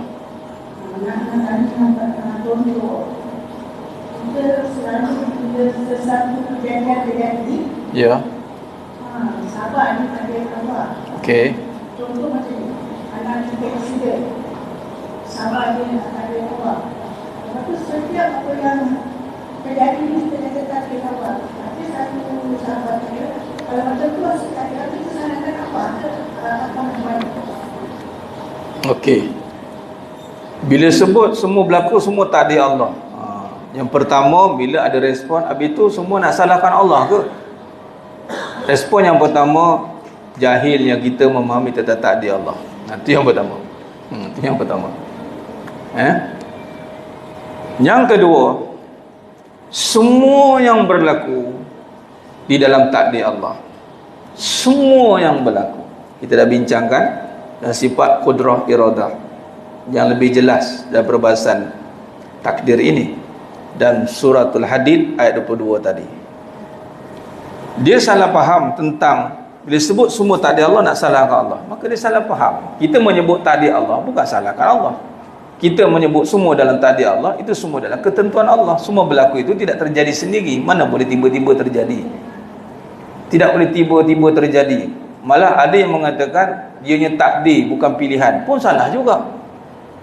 Pilihan itu semua di dalam takdir Allah. Memilih bawa kereta, tianglah, jom kita langgar, boom kita langgar. Takdir Allah. Ya, takdir Allah itu sebab takdir kamu langgar memilih itu Allah bagi akal kan? Bagi akal kan? Nampak tiang kan? Kamu langgar tahu jadi apa jadi? Tahu. Kamu ikut tu takdir Allah lah tu. Takdir untuk kamu berfikir tu tiang langgar ni habis ni kereta aku ni.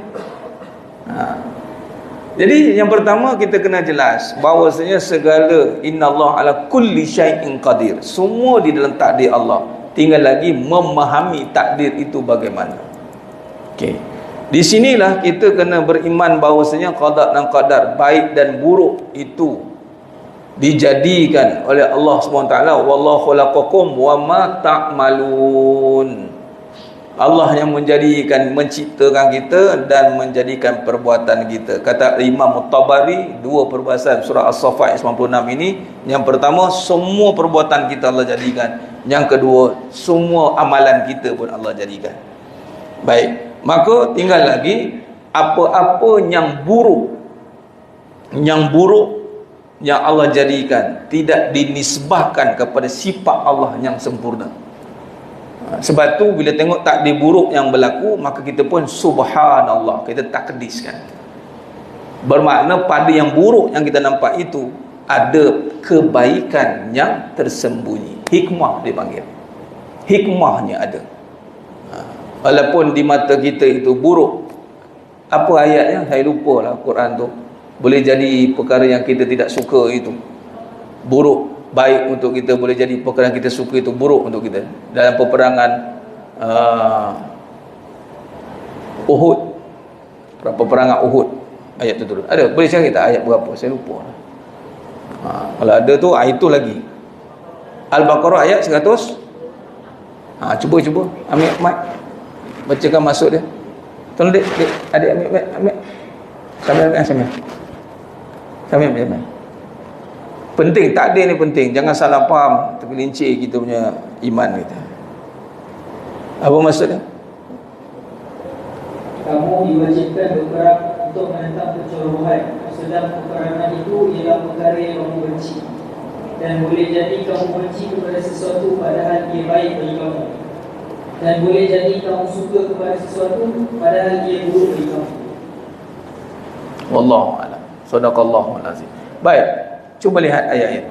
Al-Baqarah ayat 216, Baqarah 216. Ingat ayat ni. Boleh jadi aksiden itu buruk, boleh jadi nampak buruk tapi baik untuk kamu. Ini kata berbalik kepada perbahasan al-ilm. Allah Maha mengetahui. Jadi memang semua memang kena kata begitu. Semuanya dalam takdir Allah, semuanya. Dan kita juga kena berlindung. Na'udzubika kalimatillahi tammati min syarri ma khalaqa. Bila semua dalam takdir Allah, datanglah pengharapan kita nak berlindung dengan Allah. Betul tak? Sekiranya Allah takdirkan berlaku juga, bersabarlah. Allah gantikan yang lebih baik. Kita tak tahu. Itu cara mengurus takdir. Sebab tu menerima takdir bukan menyerah diri pada takdir. Yang salahnya dia menyerah diri pada takdir. Orang yang tidak membahas atau berbahas menyelami tentang iman, dia cukup takut dengan perkataan takdir. Dia ingat takdir ni tak buat apa-apa. Dia ingat takdir ni menyalahkan. Kahwin. Kenapa kahwin? Nanti hantar kahwin nanti kan? InsyaAllah. Harus. Okay, bila kahwin kita kenapa kahwin? Kenapa kahwin? Sambil kenapa kahwin? Pahala. Kenapa kahwin itu terjadi? Takdir Allah. Kalau kahwin lagi? Dia jawab takdir tu slow sikit. Takdir. Orang yang tak mengaji bab iman, dia akan takdir penyakit katanya. Tak reti malu, tak reti nampak tak ikut iman. Semua berlaku, semua dan takdir Allah. Kahwin tu takdir lagi lah, qada dan qadar. Semua kahwin jodoh. Kenapa takdir? Memang kita tiada daya untuk menyatukan, mengadakan. Memang itu nama kuasa kudrah, mengada mentiadakan. Bila faham takdir, kudrah, mengada meniadakan. Bercerai, takdir juga. Kita faham takdir secara ijmali dululah ni. Di situlah datang, bila dah jadi dalam takdir Allah, maka di situ ada af'al yang kita dipertanggungjawabkan untuk menguruskan takdir itu. Bila Allah takdirkan perkahwinan, dalamnya ada takdir yang telah Allah tetapkan. Sebagai suami kena buat apa, isteri buat apa, anak buat apa. Lawan takdir, dia akan pergi pada takdir yang merosakkan. Ada perbahasan, itu semua dalam ilmu Allah. Allah telah susun semuanya, tertulis di Lauhil Mahfuz. Kalau kita ikut segala syariat ketentuannya, maka ianya di dalam ketentuan Allah. Jadi takdirlah semuanya. Tak ada yang takdir lah, tak ada yang tak takdir. Ini berlega dalam fahaman masyarakat, mengatakan takdir pilihan bukan takdir. Itu pun salah. Salah pemahaman tu. Bimbang-bimbang boleh jatuh kepada tadi tidak jelas, kufur. Tidak jelas dia boleh jadi kufur. Kufur yang apa? Boleh jadi dia akan berlaku padanya pensyirikan. Syiriklah dia kepada perbuatan itu. Dia yakin yang mendatangkan kesan pada perbuatan berlaku itu diri dia. Boleh jelas gitu? Boleh? Ya. Maka pertahankanlah perkataan takdir. Wallahu a'lam. Baik. Ya. Soalan. Tadi kita cakap pasal cerai takdir kan. Jadi pada awalnya saya nak tanya pasal tentang jodoh. Pada awalnya ada. Bila bercerai maknanya dah takdir. Jodoh ni perkara yang diadakan dan kemudian ditakdirkan ke atau memang ada? Jodoh. Pertama soalan tu pun kena betulkan. Soalan tu bukan berkata jodoh ni diadakan atau ditiadakan. Tidak. Bila perbincangan tentang jodoh dan barang dunia ni lah, letak dalam perbahasan mungkin, harus ada, harus tiada, harus diadakan, harus ditiadakan. Jadi kalau orang tanya bila kahwin, harus kahwin. Sebab tu hukum kahwin bermula dengan harus. Dia mubah. Dia bukan tiba-tiba wajib kahwin. Ada juga nanti jatuh pada wajib kahwin. Tengok mata tu dah macam lain macam, dah keratan, kahwin kamu, berat sangat kamu ni, contoh kan. Jalan pulang kau tiang semua tu, kahwin. Berat no. Contoh. Baik. Barang yang terjadi semua dalam takdir dunia ni mungkin. Untuk mengada dan mentiadakan, tu faham yang pertama. Baik. Habis Ustaz, bila tadi dah dijodohkan, diadakan, saya faham maksudnya, bagaimana boleh jadi tak ada balik? Yang pertama, kena faham bahawasanya ada dan meniadakan itu di dalam kudrah daripada Allah Ta'ala. Tinggal lagi pada manusia, Allah taklifkan, Allah pertanggungjawabkan melalui akal fikiran kita ini, bahawasanya setiap yang telah dijodohkan, padanya tertakluk perbuatan yang mesti kita lakukan.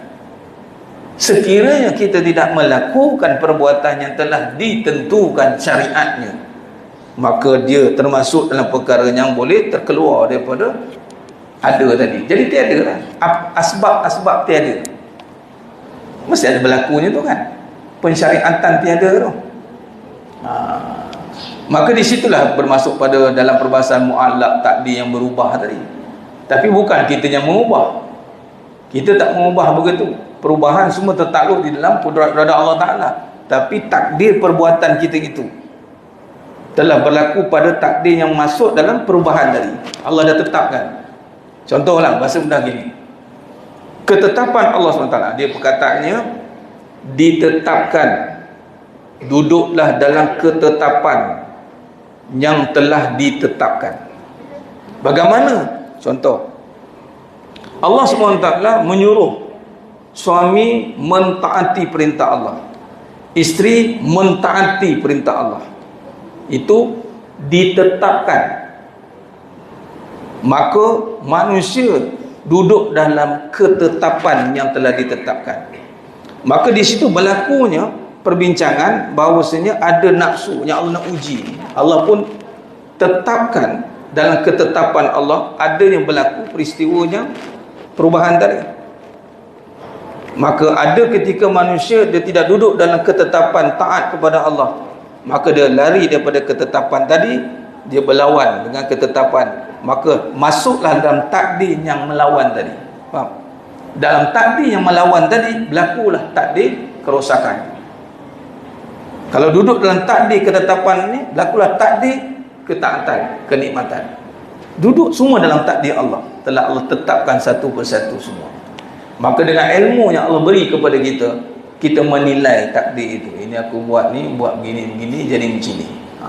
Kalau aku tak buat macam ni, jadi macam ni. Itu ketetapan tu. Ada orang cuba nak lawan, biarlah, kita tak nak taat, kita tak nak ini. Maka dia membawa kepada perbahasan takdir yang mula-mula ada tadi tu, maka membawa kepada ke arah ketiadaan harus tadi tu, disebabkan berlakunya syariat yang telah dilakukan dalam ketetapan yang buruk tadi. Sebab tu kena berlindung dengan Allah, supaya Allah tetapkan hati kita jangan cenderung pada yang buruk tu. Rabbana la tuzigh qulubana ba'da idh hadaitana. Itu ada ketetapan juga tu. Allah tetapkan hati kita, sabbit qalbi ala din wa ala ta'atik. Ya Allah, tetapkan hati aku ya Allah untuk taat, kerana padanya ada takdirnya buruk, takdir yang telah Engkau sediakan untuk menguji aku ni. Kalau aku buruk ni, saya akan bergaduh lah. Bila bergaduh ni, masuklah takdir yang tiada tadi tu. Dia tak ada berlaku begini. Dalam urus takbir Allah Ta'ala ni, begitu tepat. Tidak lagi berlaku dalam pentadbiran Allah SWT. Dan walaupun begitu, haruslah untuk terjadi. Tapi sisi kita adat. Hukum maka adat. Pasangan yang menjalankan ketaatan, sama-sama taat, berkasih sayang kerana Allah, melaksanakan surau, tak ada perbahasan yang berjidal, muka tarik muka, yang seorang buat muka, buat gambar tangan macam ni, nampak ni? Oh, muka kat suami dia, nampak ni? Try. Pisau kat belakang tu, jenis apa ada? Cakap, abang cakap. Dia tak ada berlaku macam gitu. Tiba-tiba pergi mahkamah nak cerai. Hakim pun bening. Kamu cerai kenapa ni? Kami ni sangat loving lah. Loving. Saya makan bersuap, dia makan bersuap. Betul hakim dengar. Betul? Jadi kami nak bercerai lah. Gila kamu ni. Ni kamu duduk dalam takdir apa ni? Sebab tu ada hakim. Hakim menilai kembali. Tak kena ni. Bersalahan dengan adat. Biasa mesti salah satu lah. Mesti akan masuk, seorang masuk takdir taat, seorang masuk takdirnya buruk, takdirnya melawan. Maka berlakulah soalan kenapa terjadinya penceraian. Kalau masing-masing faham kepada takdir telah ditaklifkan, tak berlakulah begitu. Tak berlaku tu maksudnya duduk takdir yang ada tadi. Jelas? Khair. Wallahu a'lam. Bagus soalan-soalan yang tentang memahami tentang takdir ni bagus. Kalau dalam bahasa para ulama dipecah pada dua mubram dengan ta'alluq. Mu'allaq ni, yang ni dia ada ta'alluq ni mesti ada berubah pada sebab apa kejadian yang disyariatkan. Mubram ni tak berubah lah. Kita dah lahir nak patah balik belakang, rasa nak jadi muda balik dah rasanya, nak jadi bayi boleh-boleh. Itu dah telah tertulis. Tapi semua kedua-dua dan takdir. Nak mudahkan perbincangan, dua-dua bentuk yang ditetapkan, ketetapan. Yang ditetapkan dan ketetapan. Ketetapan ni boleh ada perubahan. Ketetapan yang diadakan, ketetapan yang ditiadakan. Yang ditetapkan semua, takluk semua ditetapkan. Maka pertanyaan tentang takdir ni bagus supaya kita jelas pembawakan kita di dalam urus takdir hidup kita ini. Biar selari dan seiring dengan kekuasaan Allah Subhanahu Wa Taala. Itu sebenarnya akhirnya kita nak duduk dalam kekuasaan Allah Subhanahu Wa Taala. Wallahu a'lam. Khair. Itu saja mas sekalian pada perbincangan kita pada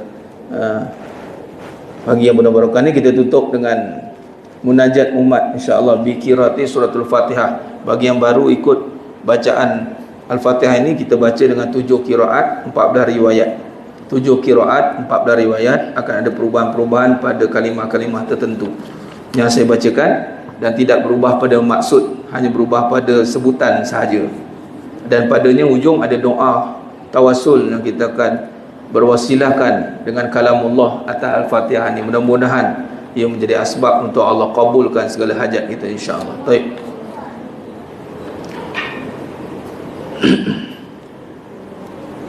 Astaghfirullahaladzim alladzi la ilaha illa huwal hayyul qayyum wa atubu ilaih. Astaghfirullahaladzim alladzi la ilaha illa huwal hayyul qayyum wa atubu ilaih. Astaghfirullahaladzim alladzi la ilaha illa huwal hayyul qayyum wa atubu ilaih. Bismillahirrahmanirrahim. Alhamdulillahi rabbil alamin. Ar-Rahmanir Rahim. Maliki yaumiddin.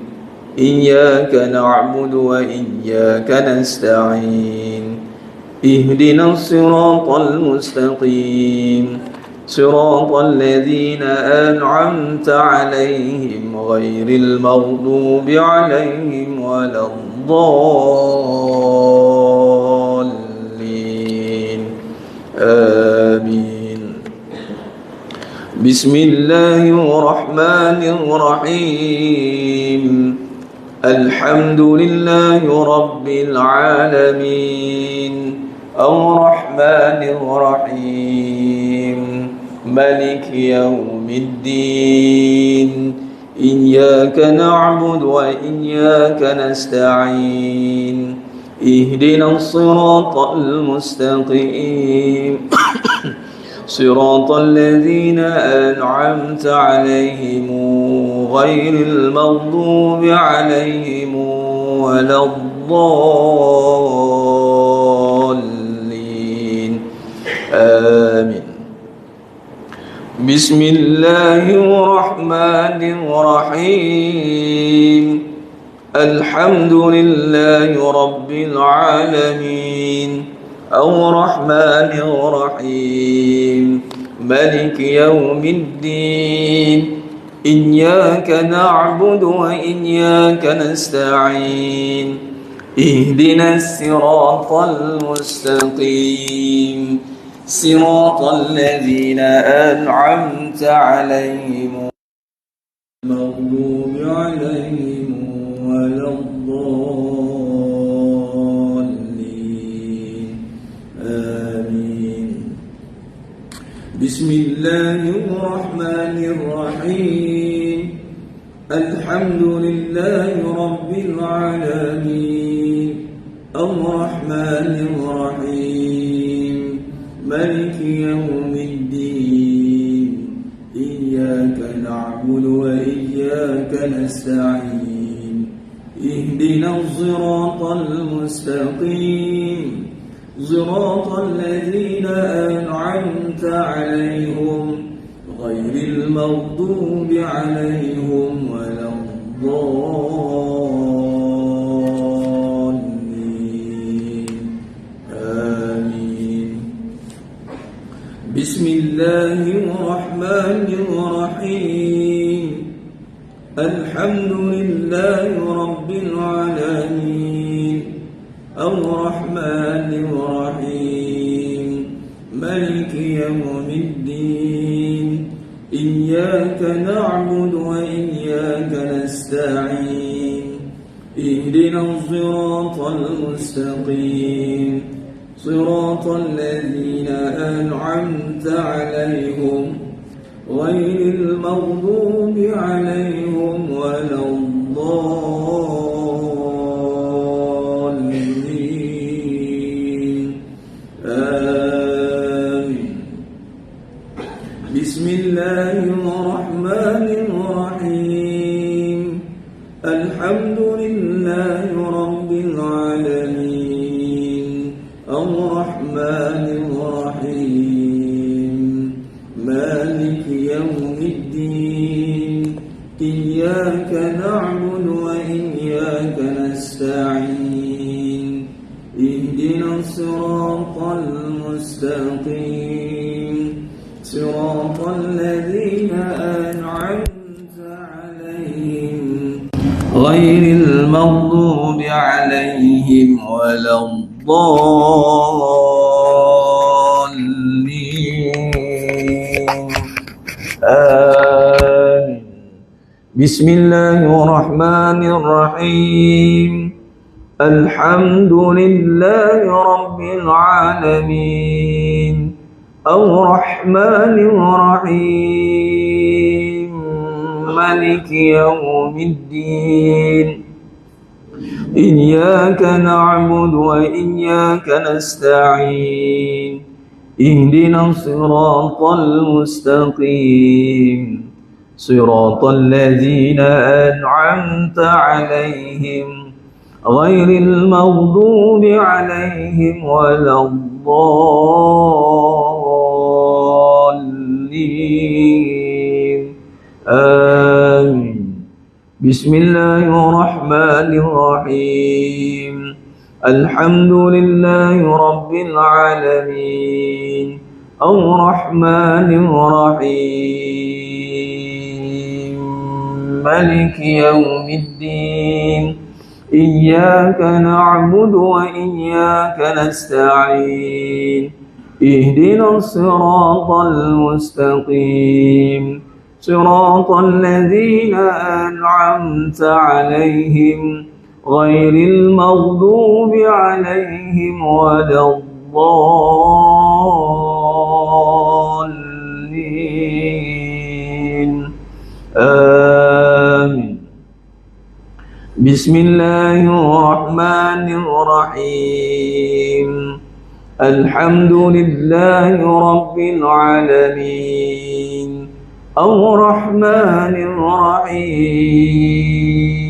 الرحيم مالك يوم الدين إياك نعبد وإياك نستعين اهدنا الصراط المستقيم صراط الذين أنعمت عليهم غير المغضوب عليهم ولا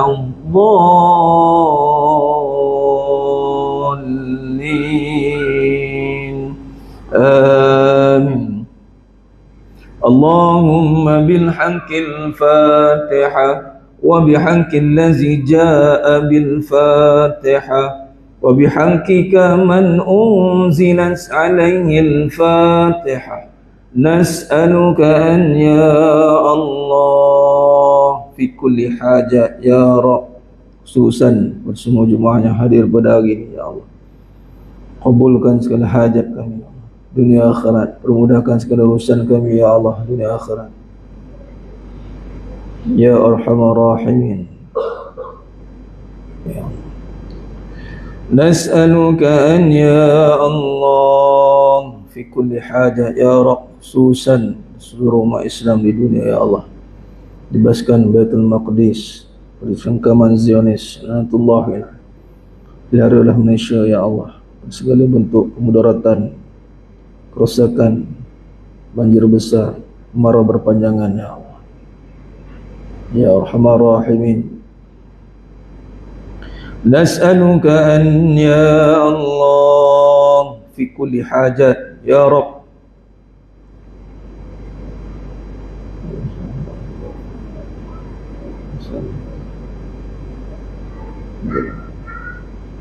ya Rabb. Wa sallallahu ala sayyidina Muhammad wa ala alihi wa sahbihi wa sallam, walhamdulillahi rabbil alamin. Taqabbalallahu minkum inna minkum taqabbal ya karim. Alhamdulillah, syukur kepada Allah SWT. Selesai sudah pengajian kita pada pagi yang penuh barakah ni, alhamdulillah. Seterusnya munajat umat tadi yang kita telah bacakan Al-Fatihah, 7 qiraat. 7 qiraat ini adalah 7 bacaan imam yang muktabar. Dalam ilmu qiraat ada 10 qiraat, 20 riwayat. Yang kita baca tadi 7 qiraat, 14 riwayat. Pada perbahasan Al-Fatihah itu sendiri telah ada perbahasan yang besar, yakni surah yang dibaca 7 ayat yang dibaca berulang-ulang kali, yang tidak pernah diberikan pada umat-umat sebelumnya, itulah suratul Fatihah. Fadilatnya sangat besar sehingga menjadi rukun di dalam solat. Dan apatah lagi kata Sahibul Fadilah Datuk Syekh Salihuddin Omar Aqari hafizahumullah ta'ala alaih, beliau kata apa? Apatah lagi kalau dapat dibacakan dengan kesemua riwayat. Yang dibaca tadi 7 lah, dan yang muktabarnya 7 lah. Dan dibaca 7 riwayat, ibaratnya semua imam kita baca tadi. Semua imam. Dan beliau kata apa? Kalau dibacakan melibatkan semua imam, bermaksud ini adalah majlis besar. Majlis besar. Sebab itu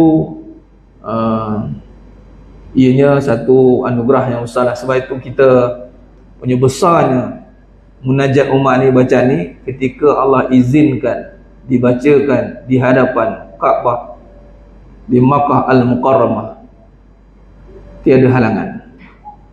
Halangan ni kita bawa air macam ni, duduk ramai macam ni depan Kaabah, depan pancuman, tak ada polis yang halau. Dekat tempat matah bawah, air penuh depan. Di situ satu pembuktian lah. Tapi nak dapat lagi peluang macam itu, wallah ta'ala alam lah, bila lagi mendapat sekali itu sebagai tanda aras bahawa keberkatan beramalan tu. Alhamdulillah, syukur Allah izinkan, dan mudah-mudahan ini menjadi satu amalan kita boleh buat berterusan. Setiap malam ada dan pada pengajian ni. Wallah alam, itu saja. Kita jumpa pada siri yang berikutnya insya-Allah dalam bulan Ramadan. Mudah-mudahan Ramadan kali ini ada Ramadan terbaik yang pernah kita lalui. Ramadan Karim, Allahu Akram. InsyaAllah jumpa adik juga pada bulan Ramadan nanti. Kita akan buat seperti mana tarikh yang saya maklumkan tadi, waktu yang saya maklumkan tadi, pada hari Ahad insyaAllah kita akan buat berbuka sekali insyaAllah. Dan untuk peringatan juga pada yang belum isi borang sijil tu, sila isi insyaAllah. Ambillah peluang ini, semoga yang menjadi penyaksian lah, syahadah penyaksian bahawa kita telah menelusuri tempoh kajian ilmu yang bersungguh lah insyaAllah. Mudah-mudahan ada padanya kebaikan insyaAllah. Wallahu alam. Mohon ampun maaf daripada saya atas kekurangan, terkasar-kata untuk kurang bicara dalam penyampaian. Hanya Allah Ta'ala sajalah yang mampu menyempurnakan perbahasan kita pada pagi yang penuh barakah ni. Dan terima kasih juga kepada pihak pengurusan Surau Perdana, Tuan Haji Zarun terutamanya, yang memberikan kita ruang untuk menggunakan tempat ini. Jazakumullah khairan katsira. Mudah-mudahan kita bersama-sama niat nak mengimarahkan rumah Allah Ta'ala ini. InsyaAllah kita dapat dua pahala, iaitu pahala datang untuk ilmu dan pahala datang untuk mengimarahkan rumah Allah Subhanahu wa Ta'ala. Wallahu alam. Aku qali hadza wa astaghfirullah azim wa lakum wa bila taufiq wal hidayah. Wassalamualaikum warahmatullahi wabarakatuh. Ditangguh dengan tasbih kafarah dan suratul Asr. Subhanakallahumma wa bihamdik, asyhadu an la ilaha illa anta astaghfiruka wa atubu. Bismillahirrahmanirrahim. Wal 'asr. Innal insana lafi khusr illa alladhina amanu wa amilus solihat wa tawassaw bil haqq wa tawassaw bis sabr. Wallahu a'lam. Takbir. Allahu akbar.